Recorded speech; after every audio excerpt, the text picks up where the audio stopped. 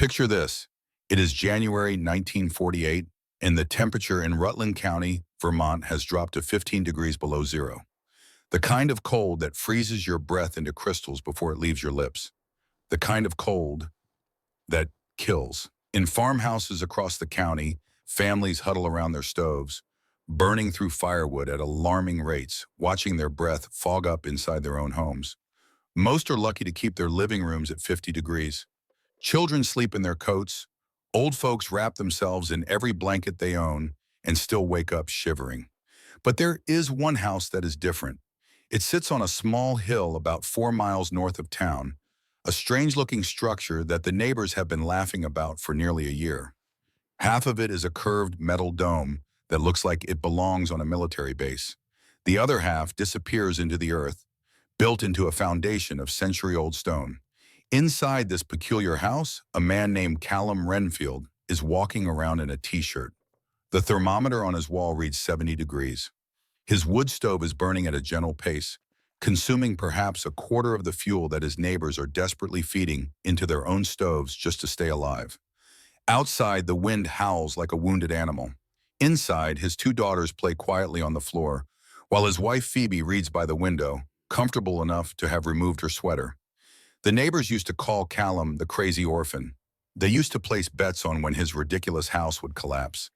They used to laugh when they rode past his property and saw him working on that strange sunken structure with its military surplus roof.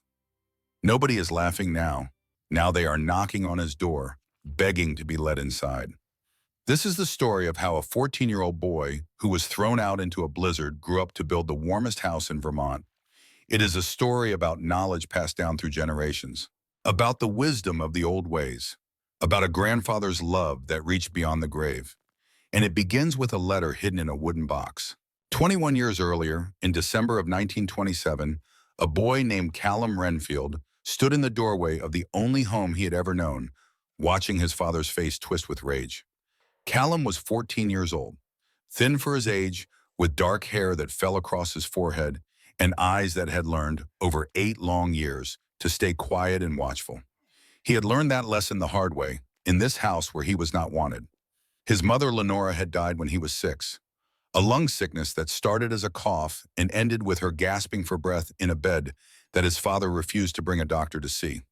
Desmond Renfield had been too busy gambling away what little money they had to pay for medicine. 2 years after Lenora died, Desmond remarried. His new wife, Prudence, brought her own child into the house, a boy she doted on while treating Callum like a servant. For 6 years, Callum had slept in the woodshed. He had eaten whatever scraps were left after the family finished their meals.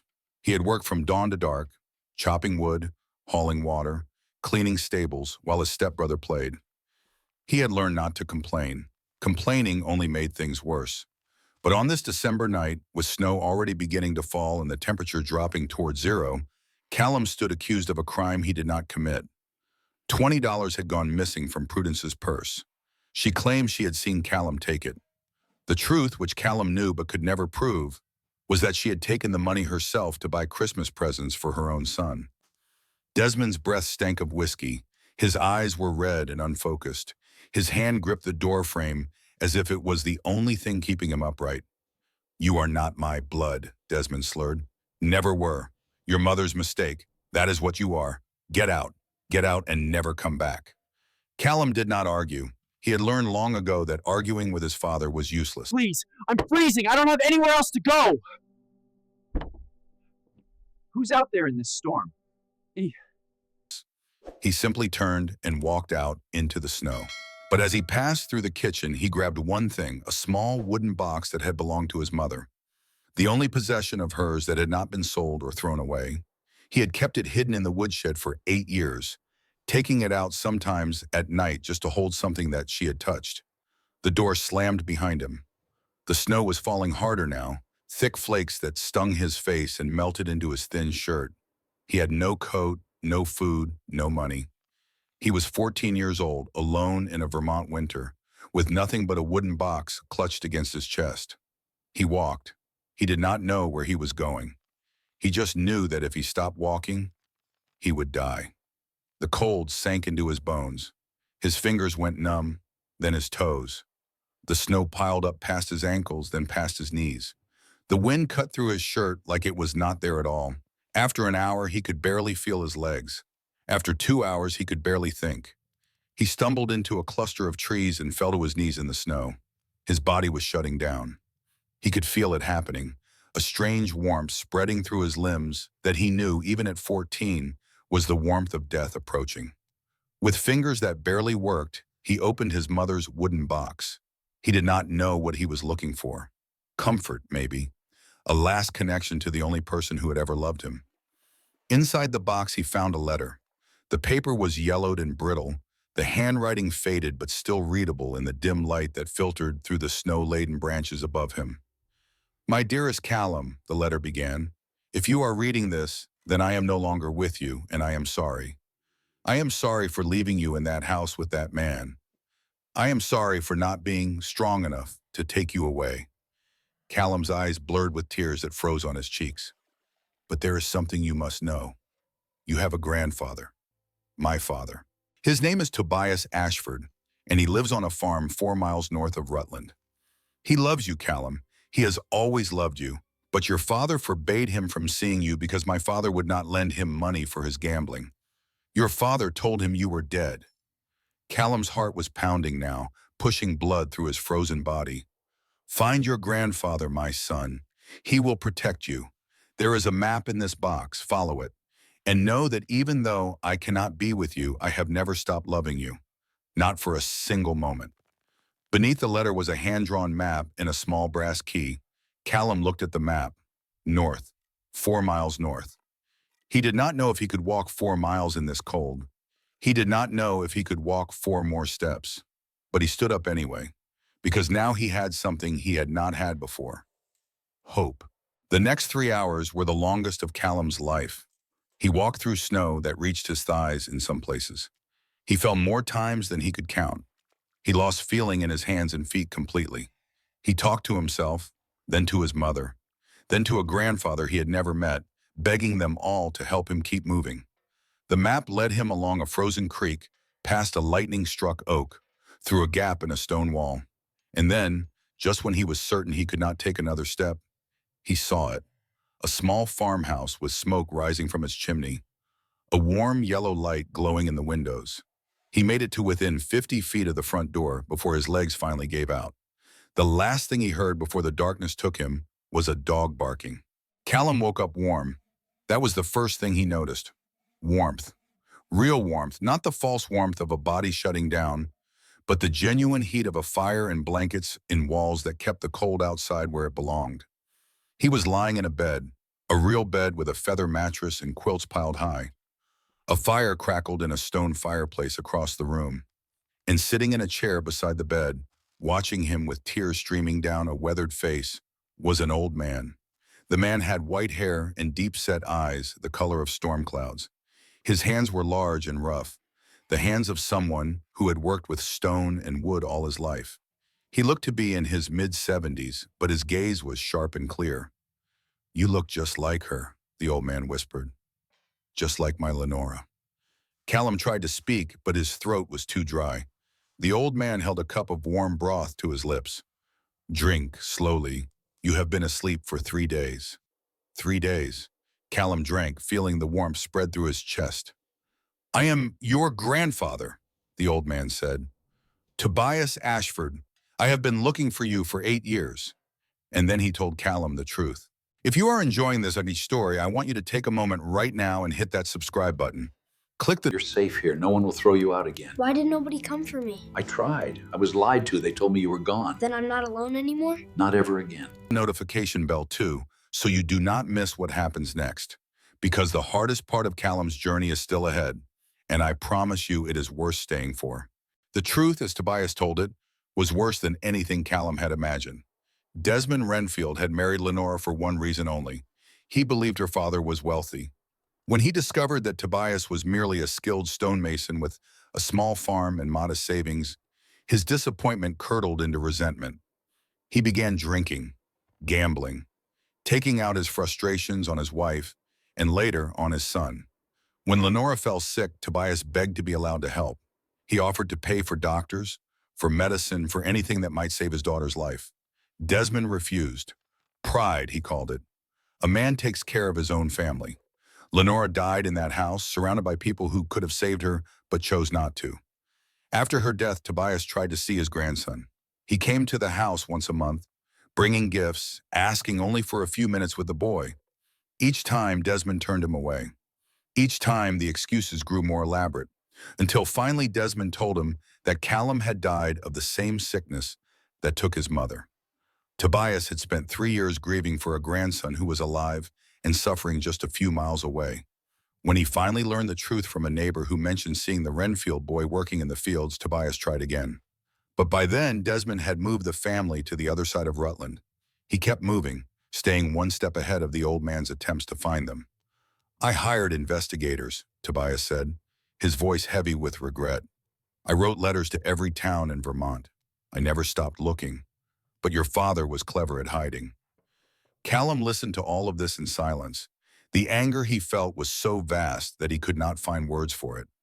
"Why?" he finally asked. "Why did he hate you so much?" Tobias sighed. "Because I refused to give him money for his gambling. $300 he asked for. I told him I would not finance his destruction. He never forgave me." Callum thought about the wooden box, the letter, the map that had saved his life. "My mother knew," he said quietly.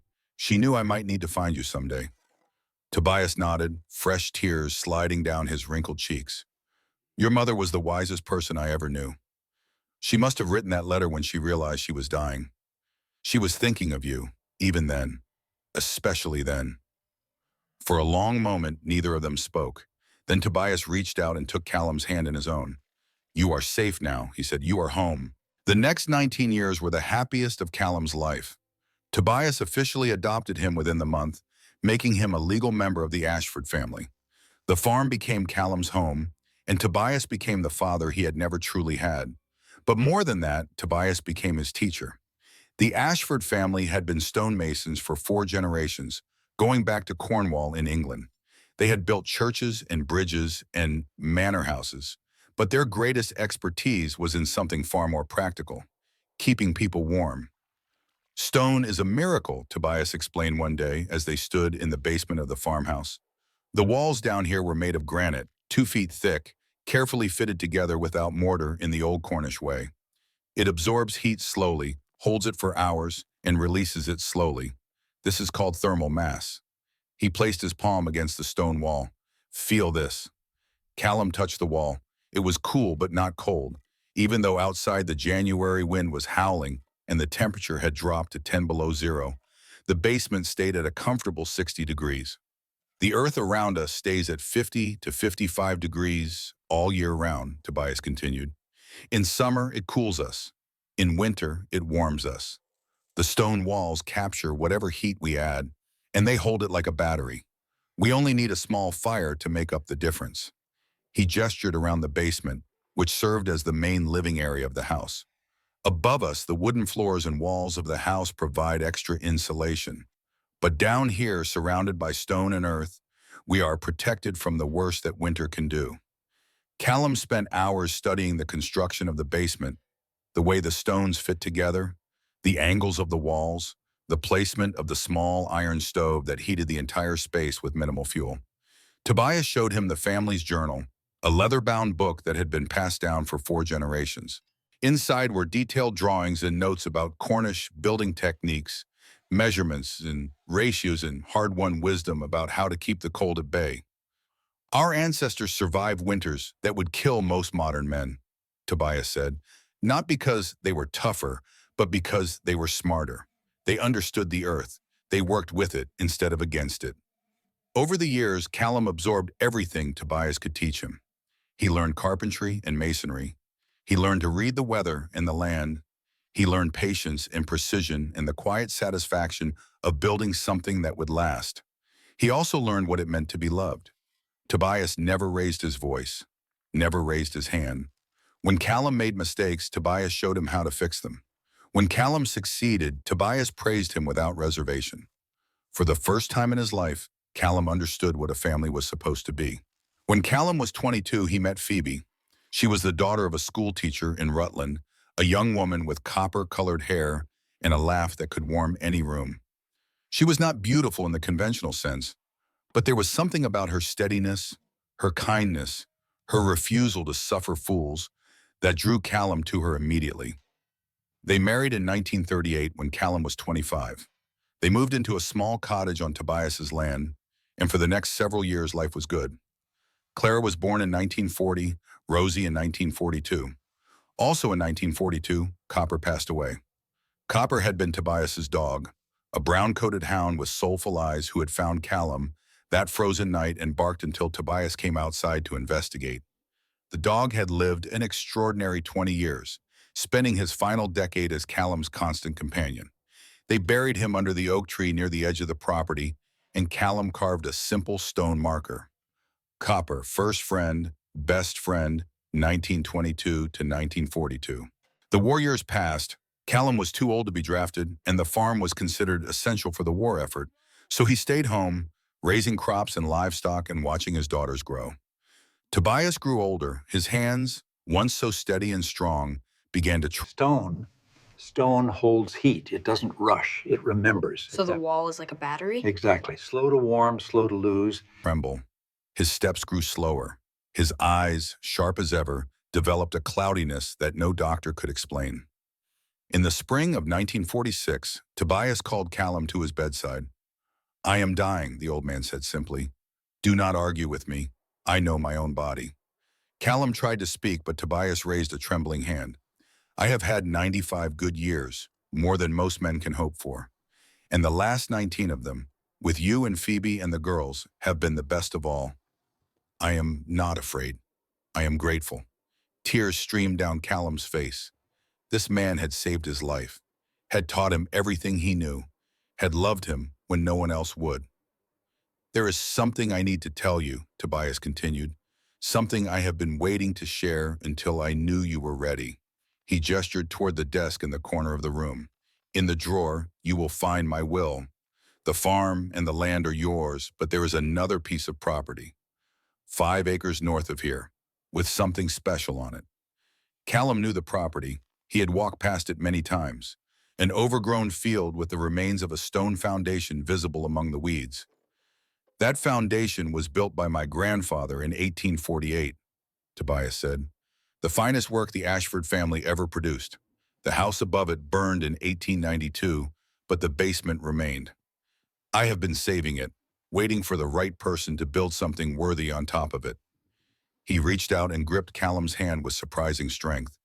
"Build the house I never could," Tobias whispered. "Use everything I taught you. Show them that the old ways still have value. Promise me." Callum promised. 3 days later, Tobias Ashford died peacefully in his sleep.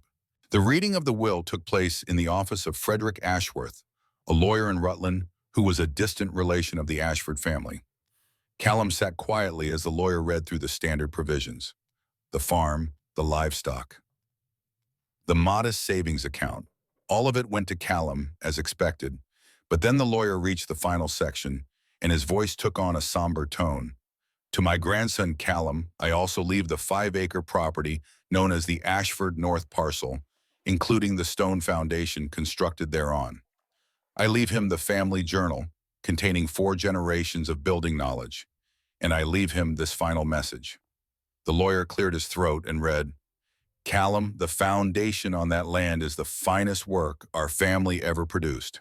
The stone walls are 2 feet thick, 8 feet deep, and as solid as the day they were built nearly 100 years ago. I dreamed my whole life of building a house above it, a house that would prove the value of the old Cornish methods. But life had other plans for me. Now I give that dream to you. Build something extraordinary, something that will keep your family warm for generations. And when the skeptics laugh at you, and they will laugh, remember what I always told you. The stone knows, the earth knows, and in the end, they will know too." Callum was wiping his eyes when the door to the lawyer's office burst open. A large man in an expensive coat strode in, his face red with anger. Behind him came a younger man carrying a leather briefcase. "This will is invalid," the large man announced. "I have documentation proving that I am the rightful owner of that property." Callum recognized him immediately. Howard Pemberton, the wealthiest man in Rutland County, owner of the largest building supply company in the region, a man known for his ruthlessness in business and his contempt for anyone he considered beneath him. "Mr. Pemberton," the lawyer said coldly, "this is a private meeting." "Not anymore, it isn't." Pemberton slapped a sheaf of papers onto the desk. "In 1925, Desmond Renfield signed over the rights to that property as collateral for a $400 loan. He never repaid the loan. The property is mine." Callum felt the blood drain from his face. His father. Even from beyond the grave, Desmond was still trying to take everything from him. The lawyer examined the documents carefully. For several long minutes, the only sound in the room was the rustling of paper. Finally, Ashworth looked up with a thin smile. "Mr. Pemberton, these documents are worthless." Pemberton's face went purple. "What are you talking about? Those are legally binding." "Desmond Renfield had no authority to pledge this property as collateral," the lawyer explained. "The Ashford North parcel was never part of any marital assets. It belonged solely to Tobias Ashford, inherited from his father, and was specifically excluded from any claims by the Ashford daughters' husbands. Desmond could not legally encumber property he had no right to." "That is ridiculous. I will take this to court." "You are welcome to try." The lawyer gathered the papers and handed them back to Pemberton. "But I have researched this matter thoroughly in anticipation of exactly this kind of challenge. The property belongs to Callum Renfield. There is nothing you can do about it." Pemberton snatched the papers, his face twisted with rage. He turned to Callum, jabbing a thick finger at his chest. "You listen to me, Orphan. That property will be mine eventually, one way or another. You will fail at whatever foolish thing you try to build there, and when you do, I will be waiting to pick up the pieces for pennies on the dollar." He stormed out, slamming the door so hard that the windows rattled. Callum sat in silence for a long moment. Then he looked at the lawyer and said quietly, "I'm going to need copies of all those documents. I have a house to build." Now, before we continue with this story, I want to ask you something. Have you ever had someone tell you that your dream was impossible? That you were foolish for even trying? Take a moment and think about that. Then leave a comment below telling me about it. Because what Callum is about to face would have broken most people. And I think you need to hear how he got through it. In April of 1947, Callum Renfield stood at the edge of his grandfather's north property, looking down at the stone foundation that had waited nearly a century for someone to build upon it. The foundation was a rectangle, roughly 20 feet by 24 feet, sunk 8 feet into the earth. The walls were made of granite blocks, each one carefully shaped and fitted together in the old Cornish way, without mortar. Decades of neglect had filled the space with debris, fallen branches, accumulated soil, and the creeping roots of nearby trees. But the walls themselves were magnificent, 2 feet thick, perfectly vertical, as solid as the day they were laid. Callum climbed down into the foundation and pressed his palm against the stone, just as Tobias had taught him. Cool. Not cold, stable. The earth was doing its work, maintaining a temperature of 55 degrees even as the April air above carried the chill of a Vermont spring. His mind was already working through the problem. A traditional wooden house built on top of this foundation would be warmer than most, but it would not be special. It would not be the revolutionary design his grandfather had dreamed of. What he needed was something that would maximize the thermal mass of the stone, something that would create an integrated system where the basement served as the primary living space, while the structure above provided insulation and protection. He needed something that did not yet exist. The answer came to him 3 weeks later in the form of a newspaper advertisement. Surplus Quonset huts for sale, $300, government auction. Callum knew about Quonset huts. The military had used thousands of them during the war, curved metal structures that could be assembled quickly to provide shelter for troops and supplies. Now that the war was over, the government was selling them off by the hundreds. Most people looked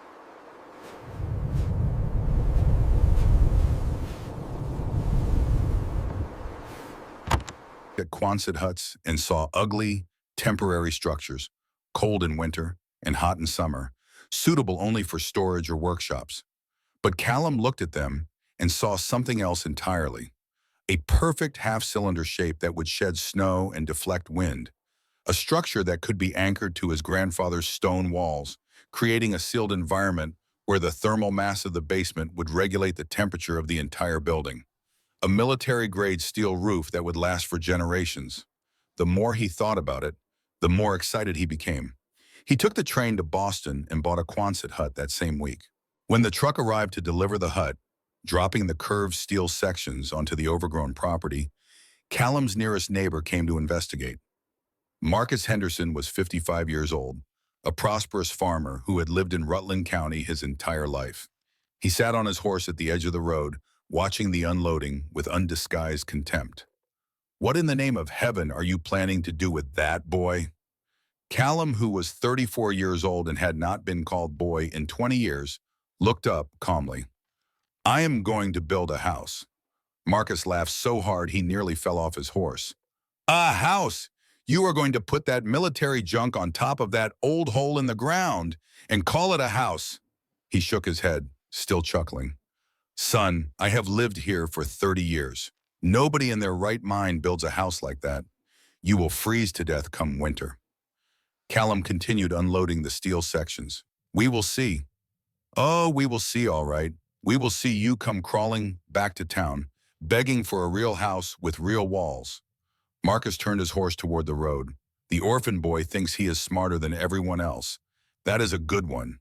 I cannot wait to tell the fellows at the tavern." Callum watched him ride away, then turned back to his work.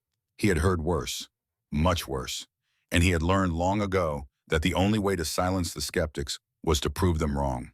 The first month was devoted to clearing and preparing the foundation. Callum worked alone, from sunrise to sunset, hauling out decades of debris by hand. Fallen branches, rotted leaves, soil that had washed in through gaps in the makeshift cover his grandfather had built to protect the structure. He examined every stone in the walls, checking for cracks, for shifting, for any sign of weakness. On the 18th day, he found it. An 8-foot section of the eastern wall had cracked, the result of a large oak root that had slowly pushed its way between the stones over 50 years. The damage was significant. If left unrepaired, the wall could collapse under the weight of the Quonset hut. Repairing it properly would require a professional mason. Cost at least $150, money Callum did not have. Word of the problem spread quickly in the way that word spreads in small towns. Howard Pemberton arrived the next day, driving his expensive automobile right up to the edge of the property. He stood there in his tailored coat, surveying the half-cleared foundation with a satisfied smile. "I heard you ran into some trouble," Pemberton said. "Shame about that wall. Real shame." Callum kept working, not looking up. "I am still willing to buy this property," Pemberton continued. $200. That is more than fair for land with a crumbling foundation. Now Callum did look up. "Not for sale." "Think about it, boy. You do not have the money to fix that wall. You do not have the knowledge. This whole project of yours is doomed to fail, and you know it." Pemberton's smile widened. "Take the money. Buy yourself something sensible.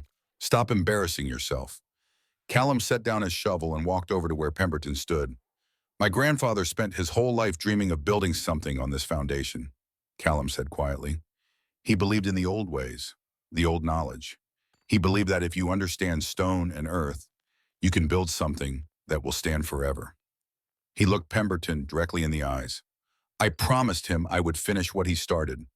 I do not break my promises, especially not to the man who saved my life." Pemberton's smile faded.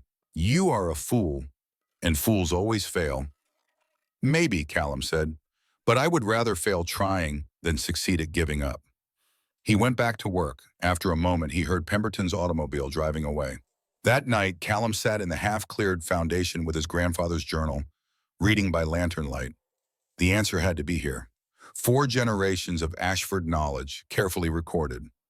Surely someone in his family had faced a similar problem. On page 47, he found it. "Cornish wall repair technique," the entry read. "For cracks in fitted stone walls, mortar is not required. Mix 3 parts lime, 2 parts river sand, 1 part local clay. Pack mixture into cracks, Then reset displaced stones using the puzzle method. Each stone must fit perfectly with its neighbors. Allow 3 weeks for mixture to cure before applying load. Below the text was a detailed diagram showing exactly how the stones should be fitted together, interlocking like pieces of a puzzle, gaining strength from their own weight and the pressure of the earth around them. Callum read the entry 3 times, memorizing every detail. His grandfather had lime in the farm's storage shed, left over from previous projects. The river was half a mile away. The clay bank behind the property had been used by generations of Ashfords. He did not need a professional mason. He needed 3 weeks and the knowledge his grandfather had given him. The repair took exactly 21 days. Callum mixed the lime and sand and clay in precise proportions, just as the journal specified. He carefully removed the cracked stones, cleaned the surfaces, and reset them one by one, fitting each piece into place like a 3-dimensional puzzle. His hands cracked and bled from handling the rough stone. His back ached from the constant bending and lifting. Some nights he could barely climb out of the foundation, so exhausted that he slept right there on the cool stone floor. But the wall came together. By the end of the 3rd week, the repaired section was indistinguishable from the original construction. The stones fit so perfectly that you could not slide a piece of paper between them. During this time, 2 people came to help. The first was Martha Briggs, a 78-year-old widow who lived alone in a small farmhouse about a mile away. She had known Tobias Ashford for decades, had watched him work on countless projects with the same quiet determination that Callum now displayed. Every few days, she walked to the property with a basket of bread and soup. "Your grandfather would be proud," she said one afternoon, watching Callum work. He talked about this foundation all the time, said it was the finest stonework the family ever did. Did he ever say what he wanted to build on it? Martha smiled. He had 100 ideas over the years, but they all came down to the same thing: a house that would keep his family warm no matter what winter threw at it, a house that proved the old ways still had value. The second person who came was Sven Lindqvist, a 52-year-old blacksmith who had emigrated from Sweden 20 years earlier. Sven took one look at the foundation in the Quonset hut sections and nodded slowly. "In Sweden, we call this jordkällare," he said, "earth cellar. We have used this technique for centuries." He examined the repaired wall, running his rough hands over the fitted stones. "This is good work. Very good. Your grandfather teach you?" Callum nodded. "Smart man, your grandfather. Most people today, they think new is always better. They forget that old ways survive because they work." Sven clapped Callum on the shoulder. "You need help with metalwork, welding the frame. You come to me." Please, my child can't breathe. She's freezing. Bring her inside, now! I laughed at you. I was wrong. Save your words. Just move. "No charge. I want to see this house finished. Stop right here for just a moment. I want you to think about what Callum was doing. A man with no formal training, armed only with a journal full of old techniques and the memory of his grandfather's teachings, was attempting something that everyone said was impossible. How many times have you been told your ideas were foolish? How many times have you wanted to try something different but were afraid of what people would say? Callum's story is proof that sometimes the crazy ideas are the ones worth pursuing. Now let us see what happened when he started putting that Quonset hut together. June brought warmer weather and the real challenge: assembling the Quonset hut on top of the stone foundation. The structure came in sections, curved steel ribs that bolted together to form the distinctive half-cylinder shape. The military instructions were written for teams of trained engineers, not a single man working alone. Callum studied the instructions for 3 days, then threw them away and developed his own system. He built a wooden framework, a series of supports that would hold each steel rib in place while he worked on the next one. He rigged a pulley system using ropes and weights, allowing him to lift the 80-pound sections without help. Sven came by twice a week to help with the welding, connecting the steel ribs to custom brackets that Callum had designed to anchor the structure to the stone walls below. The brackets gripped the stone without drilling into it, preserving the integrity of the century-old construction. Throughout this process, the skeptics came to watch. Marcus Henderson rode by almost daily, always with a new prediction of disaster. "That metal will buckle under the snow load, mark my words. The foundation will not support that weight. You will wake up one morning with the whole thing collapsed around your ears. Even if it stays up, it will be cold as an icebox. Metal does not hold heat. Callum never argued. He just kept working. Dr. Franklin Holloway came one afternoon, a 58-year-old retired engineer who had built bridges and factories across New England. He walked around the construction site 3 times, making notes in a small notebook. Structurally questionable, he announced to Marcus and the small crowd that had gathered to watch. The thermal expansion coefficients of steel and granite are significantly different. When temperatures fluctuate, the junction points will stress and eventually fail. Marcus nodded sagely as if he understood what thermal expansion coefficients were. The boy is in over his head, Dr. Holloway concluded. This structure will not survive its first winter. Father Bernard O'Brien, the 66-year-old priest from the church in town, came by to express his concerns in more spiritual terms. "Pride goeth before a fall, my son," he said, watching Callum wrestle a steel rib into place. "There is wisdom in tradition, in doing things the way they have always been done. This," he gestured at the strange half-built structure, "this is hubris." Callum paused in his work. "Father, my grandfather's family has been building with stone for 4 generations. They learned techniques that go back centuries. Is that not tradition?" The priest frowned. "That is different." "How?" Father O'Brien did not have an answer. Billy Tanner was the most vocal of the skeptics. At 25, he was the son of one of the wealthier families in the county, a young man who had never worked a day in his life and felt entitled to opinions on everything. $5 says the house falls down before Christmas," Billy announced loudly at the general store. "Anyone want to take that bet?" Several people did. Within a week, there was a running tally at the tavern, with odds on exactly when and how Callum's project would fail. Phoebe came to see the construction for the first time in late July. She stood at the edge of the foundation, their daughters Clara and Rosie holding her hands, looking down at the half-completed structure with an expression Callum could not read. "The women in town are talking," she said quietly. "They always are. They say you are wasting our money. They say you are going to get yourself killed. They say," she paused, "they say I should talk some sense into you." Callum climbed out of the foundation and stood beside her. "What do you think?" Phoebe was silent for a long moment. Then she looked at him, and he saw something in her eyes that made his heart swell. "I think your grandfather was the wisest man I ever met," she said, "and I think he would not have asked you to do this if he did not believe you could succeed." She squeezed his hand.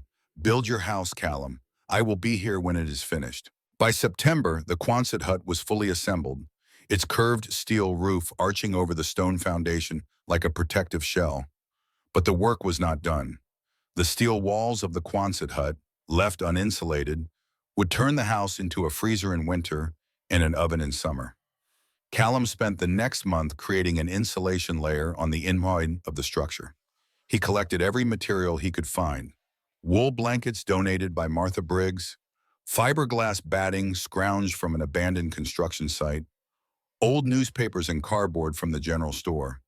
Layer by layer, he built up a 6-inch barrier between the steel exterior and the living space, creating thousands of tiny air pockets that would trap heat inside. He installed a cast iron stove in the basement level, positioning it against the eastern wall where its heat would radiate into the surrounding stone. He built a wooden staircase connecting the basement to the upper level inside the Quonset hut. He added windows to bring in light, carefully sealing each one to prevent drafts. The basement became the main living area, a large open space with the kitchen at one end, a sitting area near the stove, and a small alcove for storage. The upper level, inside the Quonset hut, held 2 small bedrooms and a loft space for the children. In early October, with the first frost already coating the grass each morning, the Renfield family moved in. The first test came in November. A cold snap dropped temperatures to 5 degrees below zero, the first serious cold of the season. Across the county, families fired up their stoves and watched their woodpiles shrink. At the Henderson farm, Marcus burned through nearly half a cord of wood in a single week, struggling to keep his living room above 50 degrees. The wind found every crack in his walls, every gap around his windows, stealing heat faster than his stove could produce it. At the Renfield house, the temperature stayed at 68 degrees. Callum burned less than an eighth of a cord. The stone walls absorbed the heat from the small stove and radiated it back slowly, evenly, throughout the day and night. The earth surrounding the basement maintained its constant 55 degrees, providing a baseline that the stove only needed to supplement. The insulated Quonset hut above trapped the warmth that rose from the basement, preventing it from escaping into the cold air. Phoebe remarked one evening that she had almost forgotten her sweater. Clara and Rosie played on the floor in their light dresses, comfortable enough that they had pushed their blankets aside. Callum stood by the window, watching the frost form on the glass, and smiled. Word began to spread, but the skeptics remained unconvinced. "One cold snap does not mean anything," Marcus Henderson declared at the tavern. "Wait until January. Wait until we get a real winter storm. That tin can of his will fold like a house of cards." Dr. Holloway agreed. The thermal stresses have not had time to accumulate. Give it a few months of freeze-thaw cycles. The structure will fail. Billy Tanner doubled down on his bet. $10 now. The house does not make it to spring. Howard Pemberton said nothing. He just watched and waited. The signs began in early January. Old Martha Briggs noticed it first. She had lived in Vermont for 78 years, had seen more winters than she could count, and she knew when something bad was coming. "The sky has that color," she told Callum when he stopped by her farmhouse to check on her. "I have only seen it once before, in 1888. That year, 400 people died." The birds were behaving strangely, migrating earlier than usual, as if fleeing something they could sense but not see.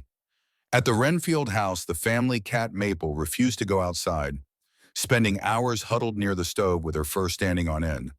The barometric pressure dropped steadily for 3 days. And then, on January 12, 1948, the storm arrived. It began like any other winter storm, snow falling steadily in the morning, wind picking up by noon, visibility dropping through the afternoon. But this storm did not stop. By midnight, the temperature had plummeted to 15 degrees below zero.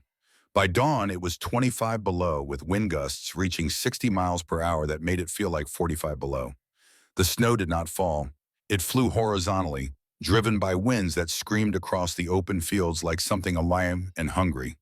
3 feet accumulated in the first 48 hours, with drifts piling 10 feet high against anything that stood in the wind's path.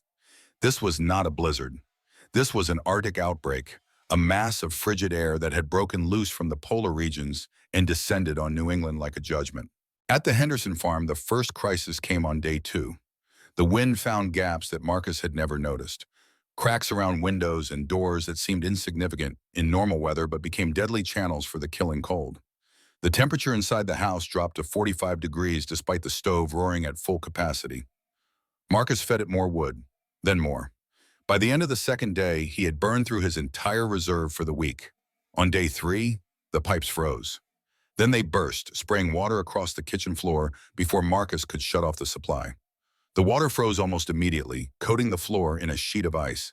His wife Dorothy wrapped herself in every blanket they owned and still could not stop shivering. His granddaughter Emma, 5 years old, had come to stay for the week while her parents were traveling. She sat in the corner, silent, her lips turning blue despite the layers of clothing wrapped around her small body. By nightfall of day 3, the temperature in the Henderson house had dropped to 38 degrees. Marcus had a choice to make. The Renfield house stood solid against the storm. The curved roof of the Quonset hut shed snow and deflected wind, preventing the accumulation that was crushing barns and collapsing roofs across the county. The stone walls below ground remained impervious to the cold, their massive thermal mass maintaining a steady temperature no matter what happened above. Inside, the thermometer read 66 degrees. Callum added wood to the stove at the same rate he always did, neither more nor less. The heat was absorbed by the stone walls, stored, and released slowly throughout the day and night. Phoebe made soup. Clara and Rosie played with their dolls. The cat Maple dozed by the stove. Outside, the world was dying. Inside, life continued as normal. The knock came at 11 o'clock on the night of day 3. Callum opened the door to find Marcus Henderson standing in the howling wind, his face white with frost, his eyes wild with desperation. In his arms, he carried Emma. The little girl was limp, her skin pale, her breath coming in shallow gasps. Behind Marcus stood his wife Dorothy, shaking so violently she could barely stand. Please, Marcus said. The word came out as barely a whisper, torn away by the wind. Please, she is dying. Callum did not hesitate. He stepped aside and gestured them in. Quickly, close the door behind you. I want you to pause here and really think about this moment. Marcus Henderson had laughed at Callum, had called him a fool, had bet money on his failure, and now here he was standing at Callum's door, begging for help to save his granddaughter's life. What would you have done? I think we all know the answer. But I want you to sit with that question for just a moment, because what Callum did next tells you everything you need to know about what kind of man he was. The next few hours brought more visitors.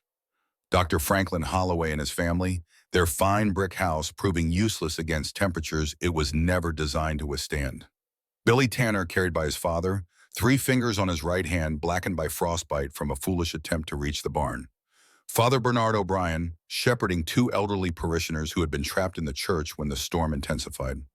A widow named Prudence Whitmore with her 2 young grandchildren. 3 more families from neighboring farms. By morning of day 4, 17 people were sheltered in Callum Renfield's strange sunken house. The basement that had been designed for a family of 4 somehow accommodated all of them. People sat on the floor, on chairs, on blankets spread across the cool stone. Children huddled together for warmth and comfort. Adults spoke in low voices, still processing the shock of what was happening outside. The temperature inside held steady at 64 degrees. Warmer than most of their homes had been even before the storm. Emma Henderson, after 6 hours of silence that had terrified her grandfather, finally spoke. Her first words, delivered in a small, trembling voice, were, "Can I pet the cat?" Maple, seeming to understand, walked over and curled up in the little girl's lap. Marcus watched his granddaughter's color slowly return to normal, watched her small chest rise and fall with steady breaths, and wept. On day 4, Dr. Holloway asked Callum to explain how the house worked. They were all gathered in the main room, 17 people plus the Renfield family, with nothing to do but wait for the storm to end. Callum stood near the stove, the leather journal of his grandfather's techniques in his hands. "The principle is called thermal mass," he began. "Stone absorbs heat slowly and releases it slowly. These walls are 2 feet thick. They act like a battery, storing heat when it is available and releasing it when it is needed." He gestured at the walls around them. "The earth outside these walls stays at 50 to 55 degrees all year round, no matter what the air temperature is above ground. That earth is insulating us, keeping the worst of the cold at bay." "But how does such a small stove heat such a large space?" Dr. Holloway asked. His voice had lost its condescending tone. "Because we are not fighting the cold," Callum explained. "In a normal house, you are trying to heat air that is constantly escaping through cracks in walls and windows. The stove works as hard as it can, and the heat disappears almost immediately. Here, the heat has nowhere to go. The stone captures it and holds it. The insulation above prevents it from rising and escaping. We only need to add a little heat to maintain comfort." He opened his grandfather's journal and showed them the diagrams, the calculations, the generations of accumulated wisdom. "My family has known these techniques for over 100 years. My grandfather spent his whole life studying how to keep people warm. This house is his legacy. I just built it." Dr. Holloway studied the journal for a long moment. "I was wrong," he said finally, "about the structure, about the science, about you." He looked up at Callum. "This is brilliant work. I spent my career building things that followed the latest trends and the newest techniques. I never considered that the oldie ways might have value." He handed the journal back with something like reverence. "Your grandfather was a remarkable man." "Yes," Callum said quietly. "He was." Father O'Brien led them in prayer that evening. But when he finished, he added something that surprised everyone. "I came to this house warning of hubris," the priest said. "I told Callum that pride goeth before a fall. I was wrong." He looked around at the gathered faces, the families who had found shelter from the storm. "This is not pride, this is wisdom. Wisdom passed down from generation to generation, from a grandfather who loved his grandson enough to share everything he knew." He turned to Callum. "I called you foolish. Instead, you have shown me what faith really looks like. Not faith in yourself, but faith in the ones who came before you. Faith that their knowledge had value. Faith that their dreams were worth completing." Callum did not know what to say. He simply nodded. On the morning of January 17th, 5 days after the storm began, the wind finally stopped. Callum opened the door to a world transformed. The snow was 4 feet deep in most places, with drifts reaching 12 feet against buildings and fences. The sky was a brilliant, heartless blue, and the temperature had risen to a merely bitter 10 degrees below zero. The 17 refugees filed out one by one, blinking in the bright light, staring at the devastation around them. Marcus Henderson stood in the snow, looking back at the strange half-buried house that had saved his granddaughter's life. "I called you a fool," he said to Callum. "I laughed at you. I bet money that this house would fail." His voice cracked. "And you opened your door to me anyway. You saved Emma. You saved all of us." He dropped to his knees in the snow. "I was wrong, Callum. I was wrong about everything. I am so sorry." Callum helped him up. "You do not need to apologize. You just need to learn." In the days that followed, the full scope of the disaster became clear. 8 people had died across Rutland County, most of them elderly or very young. Hundreds of livestock had frozen in their barns. Dozens of homes had been damaged or destroyed. Their roofs collapsed under the weight of snow, their walls cracked by the relentless cold. The damage was estimated at $2 million, an almost incomprehensible sum in 1948. But in the strange little house on the north property, built by a man everyone called crazy, the only damage was a broken window shutter. The Renfield house had not just survived, it had thrived. Let me tell you what happened next, because this is where the story really gets beautiful. When spring came, the people who had been saved by Callum's house did not forget. They came back, not to thank him, though they did that too. They came back to learn. Marcus Henderson was the first. He arrived at the Renfield property in March, hat in hand, asking Callum to teach him how to build a thermal mass foundation for his new house. His old one had been damaged beyond repair. Callum agreed without hesitation. For 3 months, the two men worked side by side, excavating, laying stone, fitting each piece together in the old Cornish way.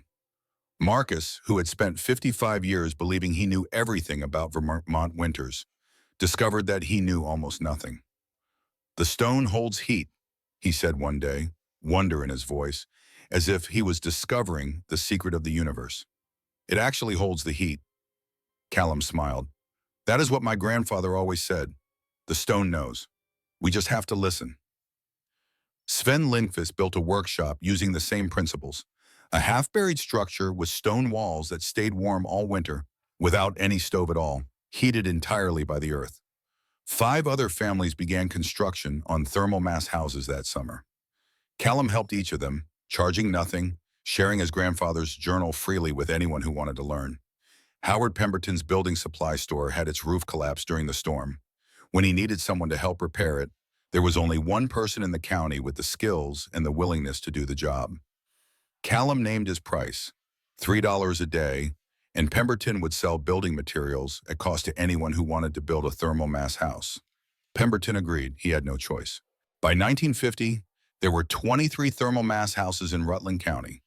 By 1960, there were over 50. The technique spread beyond the county, beyond Vermont, as people heard the story of the strange house that had saved 17 lives during the Great Blizzard of 1948.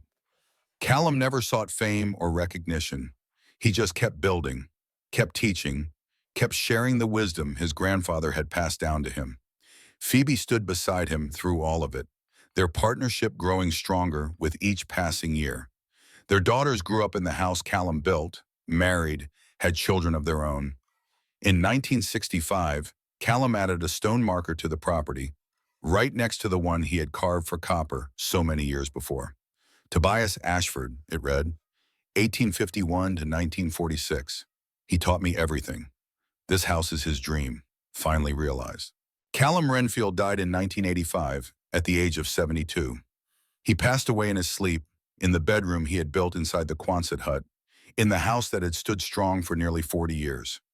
Phoebe followed him 3 months later, unable or unwilling to live without the man she had loved for half a century. They were buried side by side on the property, near the markers for Copper and Tobias beneath the oak tree that had witnessed so much of their lives. Today, the Renfield house still stands. It has been modified over the years, updated with modern conveniences, but the core structure remains exactly as Callum built it in 1947. The stone foundation laid by his great-great-grandfather in 1848. The Quonset hut roof that everyone said would collapse. The thermal mass system that kept 17 people alive during the worst storm in Vermont history. The current owner is Margaret Renfield, Callum's granddaughter. She is 62 years old now, a retired school teacher who returned to her family's property after decades in the city. I use 70% less propane than my neighbors, she tells visitors who come to see the famous house. Last winter, when we had that 4-day power outage, my house never dropped below 58 degrees. No heat at all, just the stone and the earth doing what they have always done. She points to a photograph on the wall, a black and white image of a young man standing in front of a half-finished structure, a dog at his feet, determination in his eyes. My grandfather built this house when everyone said it was impossible. He used knowledge that had been passed down for 4 generations, techniques that most people had forgotten or never knew existed. He proved that the old ways still had value. Beneath the photograph is a wooden plaque carved with words from Tobias Ashford's journal. A legacy is not money or land. A legacy is knowledge passed from one generation to the next, and the courage to use it when the whole world says you are wrong. In 2018, researchers from the University of Vermont conducted a detailed study of the Renfield house as part of a project on passive thermal design.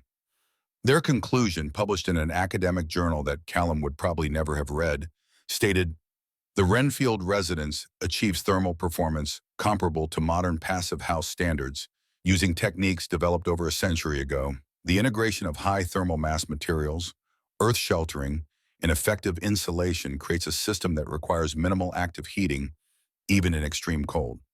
This structure, designed and built by a self-taught craftsman working from traditional knowledge, anticipated developments in sustainable architecture by decades." The lead researcher, interviewed for a local newspaper article, put it more simply. A man with no formal training, working with materials that cost almost nothing, built a house that outperforms most modern construction. He did it by listening to his grandfather. That is humbling. That is inspiring. That is exactly the kind of innovation we need more of. If you have made it this far, I want to thank you for listening to this story. But before you go, I want to leave you with one more thought. Callum Renfield was not a genius. He was not wealthy. He was not special in any way that the world usually recognizes. He was a 14-year-old boy who was thrown out into a blizzard by a father who did not love him. He was an orphan who found a grandfather who did. He was a man who listened when an old stonemason talked about the properties of granite and the temperature of the earth.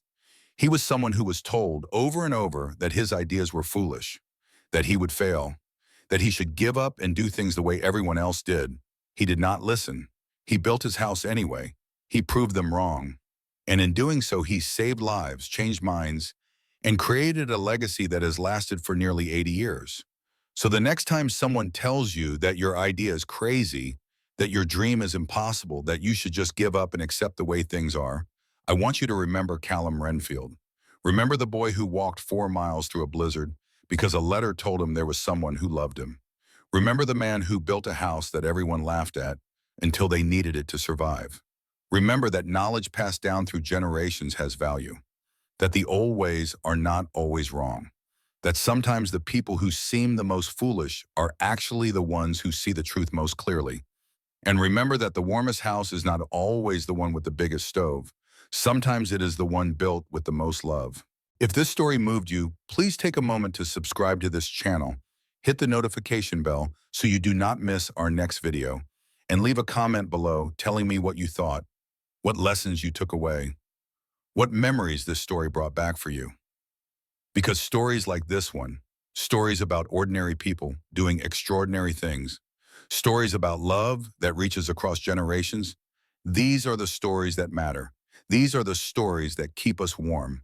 Thank you for watching, and I will see you next time. This story carries one clear message. Real strength is not loud, and real wisdom is not always new. A boy abandoned in the cold survives because of love that was hidden in a simple letter, and he grows into someone who turns pain into purpose. While others chase comfort by burning more fuel, he learns to work with the earth, stone, and patience. The warmest home is not built by money or pride, but by knowledge passed down, hands willing to learn, and a heart willing to forgive. When the storm comes, the strange house becomes a refuge, proving that compassion matters more than revenge. If people doubt your dream, keep building quietly. Let results speak. Let love last.